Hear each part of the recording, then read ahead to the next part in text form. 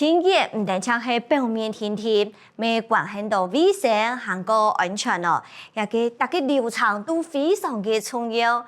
家喺啲嘅过程当中，会咪看到阿曼同阿明都认真啲嘅表述，面对到安样摆起清洁，这样做得清洁都较强。像天子嘅产品，就做唔得接触到水气，韩国嘅假使讲。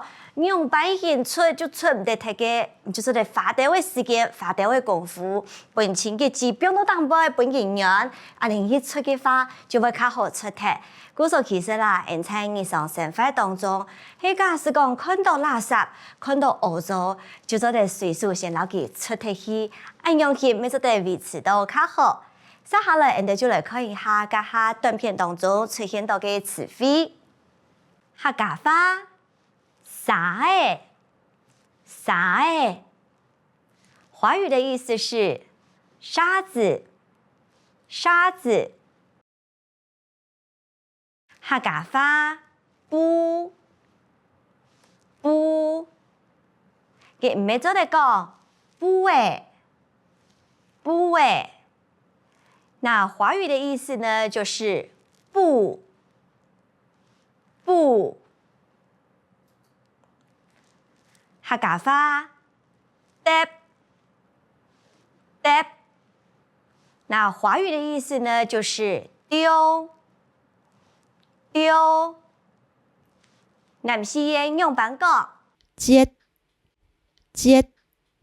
客家话，垃圾垃圾。华语的意思是肮脏肮脏。客家话，也为当垃圾，也为当垃圾。华语的意思是这里很脏，这里很脏。南西人强用板讲，也为改垃圾，也为改垃圾。客家话有当到嘅啥诶？有当到嘅啥诶？那华语的意思是有很多的沙子，有很多的沙子。南西人强用板讲，有幾多嘅沙味？